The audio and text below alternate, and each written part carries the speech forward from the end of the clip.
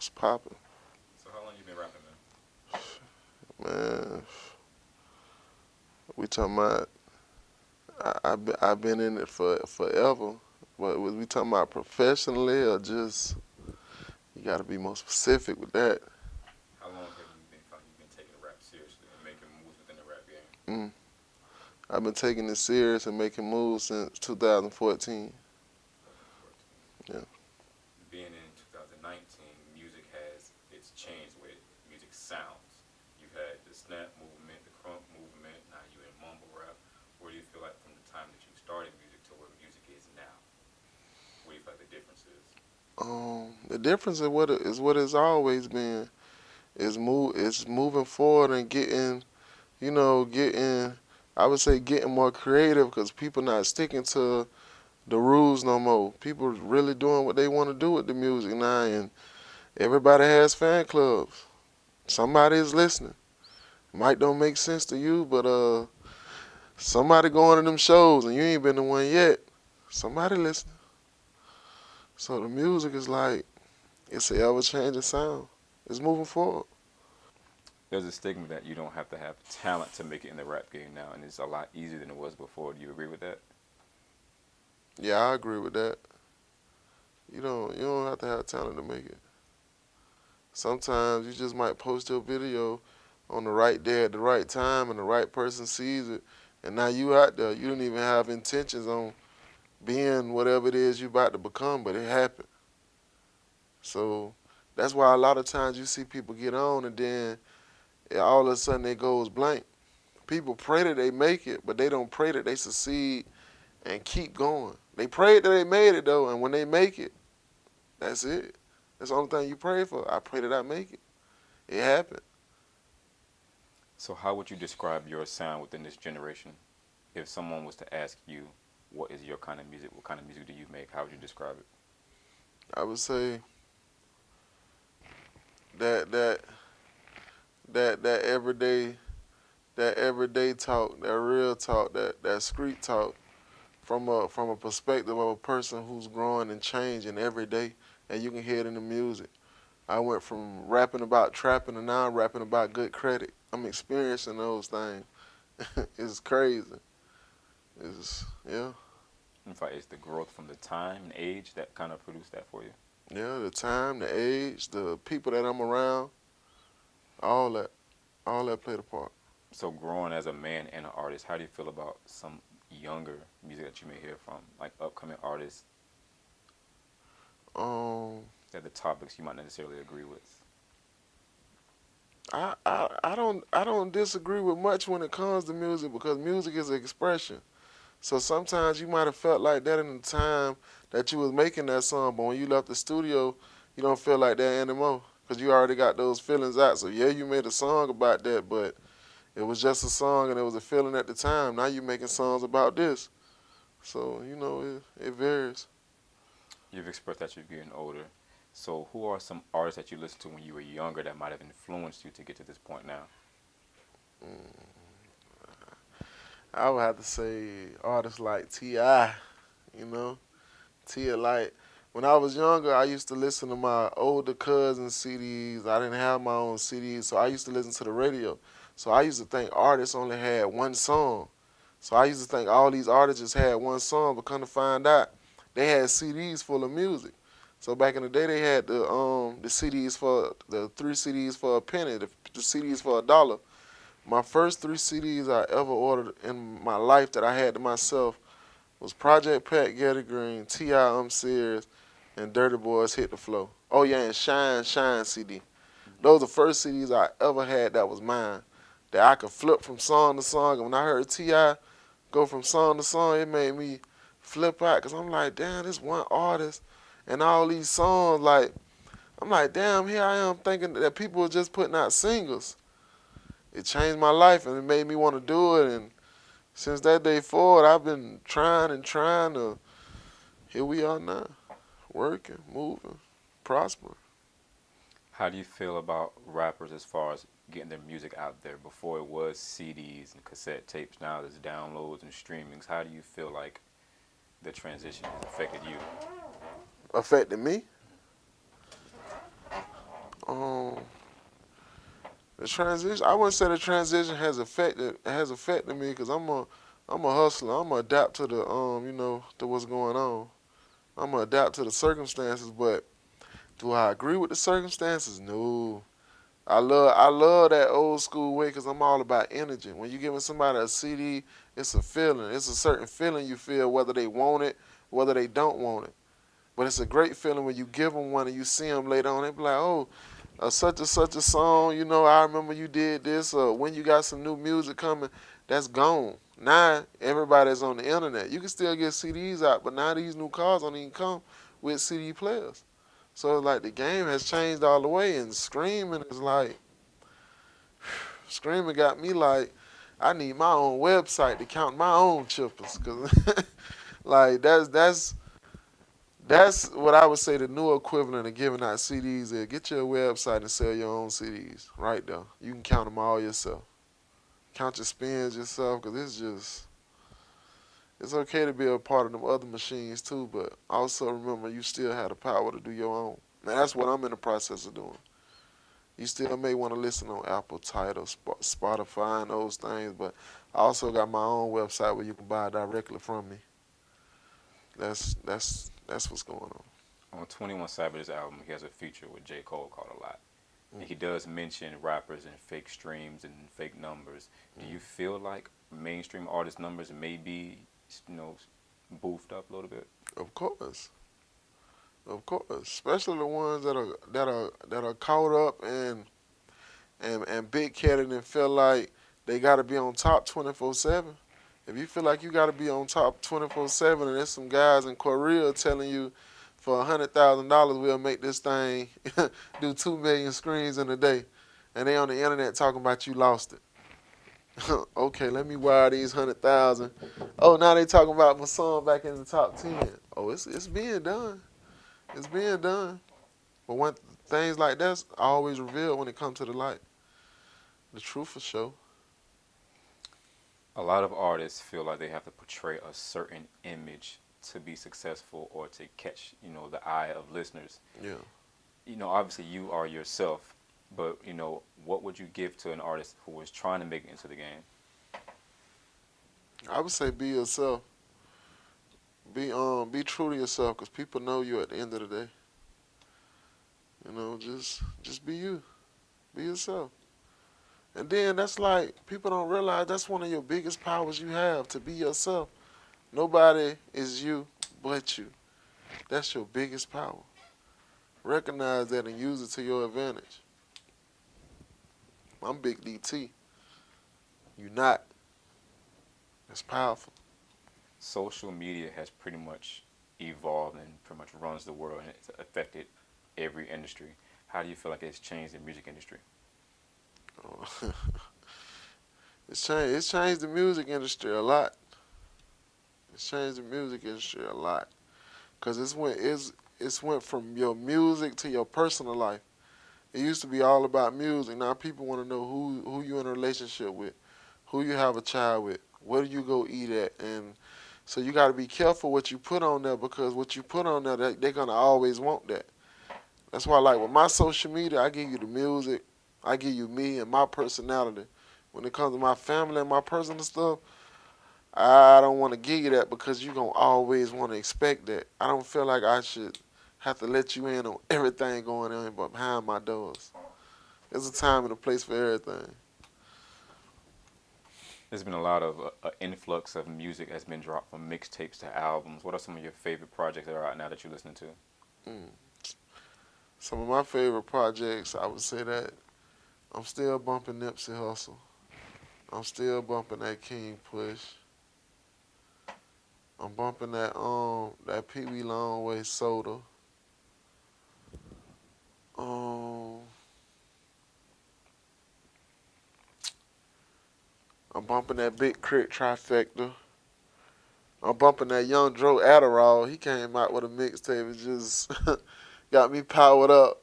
That was one of my favorite artists coming up. So to hear him put out some good music and then be back to them standards, I'm really feeling that.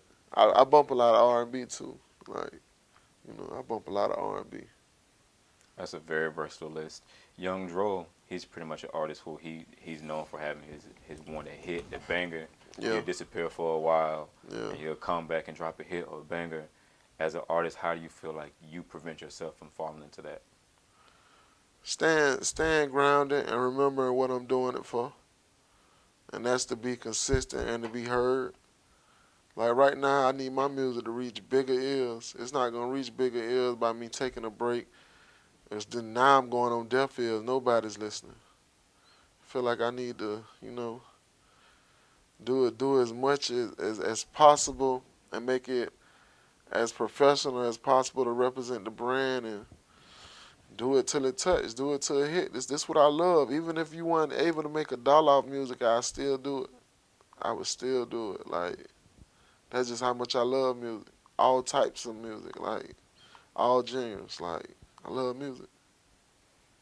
Obviously, you're into jewelry and you're into nice things. What do you feel? How do you feel about rappers and fake jewelry? You condone it? I'm not gonna condone it or uncondone it. It's just hey, do your thing, cause I'm gonna do mine. Like that's on you. I'm not gonna help you buy it. So do your thing. Get your shine on, player. Yeah. So, what are some new upcoming projects you're working on? I got a project dropping with my producer, Fat Matt Beats, on January 25th entitled Cheddar. Got 11 songs on it, and I got 5 songs on it out the 11, so it's pretty much like it's me and his project. And it's coming out under my label, Dark 10 Entertainment. And then on Valentine's Day, I got a fourth installment to a tape I always do called Valentine's Day. So this one gonna be Valentine's Day 4. I'm gonna do this one with my partner Travesty.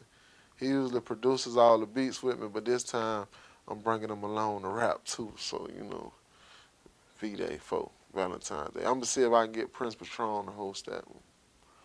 Going into dropping a mixtape, what's your mindset, your approach? Like, where's your mind frame?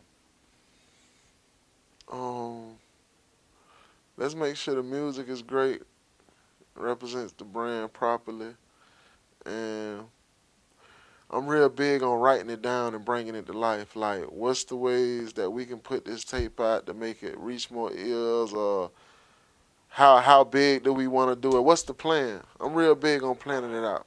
I love planning it out because when it comes to life, it's like I wrote that down, like I manifested that. So I'm big on that. I'm big on writing it down and planning it out. Let's put some goals down. Let's see how much this costs, how much that costs, what we need. Let's get a time schedule together. Nah, let's get it. Would it have any features? And also, is there any feature from any artist that you would like, a dream feature you would love to have? Actually, one of my dream features, I got it already. I just haven't put it out. I got a couple features I haven't put out, but it's definitely some artists out there I would get some features from. You say which artist? Um, Rapper or singer?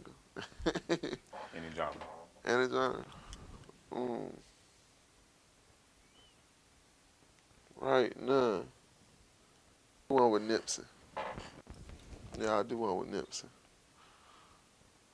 You know, and we ain't- see we'll open the budget for that one. Yeah, do one with Nipsey.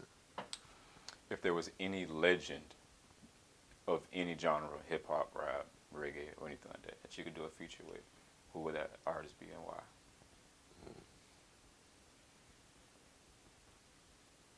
Ti, cause he inspired me.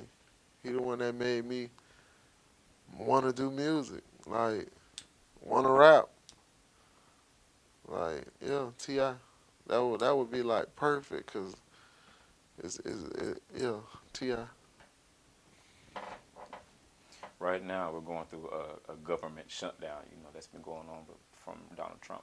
Yeah. How do you feel about that? Well, I'm a business owner, and when I do my taxes this year, I'm gonna be paying out some money, so I'm not mad at them if they want to move a little bit slower. Give me a little extra time. That's what I got to say. But to those people those 450,000 people that got those jobs, they might feel a lot different. A lot of people felt like they wouldn't be affected by the shutdown. So, as a business owner, do you feel like it affects you, and how do you feel like you're affected? Um, it doesn't affect me because I have a longer period to do taxes now, so I'm gonna take full advantage of that. But no, it doesn't affect me.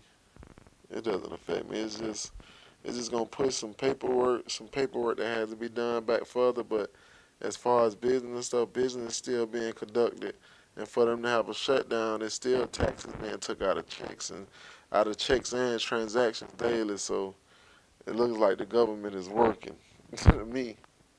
So As an artist, what is your standpoint on Meek Mill? He's been released from prison after dealing with a lot as far as the judge and DA in his cases. Right now, he's in a mode where he's promoting positivity and black power and everything like that. What's your opinion on his transition from the topics he was touching before? the transition is beautiful. Anytime a brother can grow from a situation that was meant to break him, rather than returning to those same circumstances and that same mindset, it's beautiful. I salute that. That's what it's all about. Moving forward, progressing, success. I see stuff like that, and I salute it. Like, it's beautiful. Why do you feel like some people may shy away from, stepping to the front line, using their celebrity or their clout and using positive messages? Why do you feel like some people may do that? Because everybody's not meant to do that. Some people are meant to, do their deeds behind closed doors, and they don't want cameras. They don't want the lights. Like, the majority of people handle their business like that. Because once the camera and the lights are there, they're gonna always want to be there. Everybody don't need the bravos and the hand claps for a good deed, especially if you're doing it from if you're doing it from the heart. That's what really matters is the deed and how you feel and doing something for someone, not the bring the cameras out, we doing this and no, that ain't what it's about. That ain't what it's about. Come January and February when you drop these new projects, let's say I'm a brand new listener, I've Hmm. never heard of you. Why should I scroll and see your project, and what will make me click your music, and why? You should scroll and listen because it's a new artist from Florida that's been doing his thing for a minute, and I guarantee you it's gonna be one song on there that you like. If you don't like all of them, at least one you're gonna like, and it's gonna bring you back to make you want more. It's good music. It's good quality product. It's the city. It's from the city. It's the face of the city. It's the sound of the city to the world. Open your ears up. Help me out. Press play. Press share. Leave a comment. Like all that. I'm waiting for you. If you were to meet someone and you want them to listen to your music, what's one song that a guaranteed song that you feel like they have to listen to and they automatically be sold on you as an artist? I would have to say I got a song called Big DT from a video I did with my partner Chris Knight. Like the feedback that I'm getting from the song and that I was getting and I'm still getting, and like I knew the song was strong, but the way people listen to it and the way people feel about it is way stronger than I felt. And that's one of those situations where I was like, you know what? The people really chose that vibe because it was different. It's a remake of the old Genuine, same OG, but people feeling it. A lot of people didn't even realize it was a remake, and I'm like, damn, that mean it was good. So where can I find you and your music? You'll be able to search for me and my music on any platform you can play music on, from YouTube, Tidal, Spotify, Amazon, iTunes, that Piff, my mixtapes, anywhere you can play music on. I have a project available on them sites, even if it's just one. I have projects available, but anywhere online. And this new tape, Chatter, that drops on January 25th, it'll be available anywhere you can play music online. And we bringing it back to the mixtape sites with this one because the last tape we didn't. But this tape here, it'll be on my mixtapes. So yeah.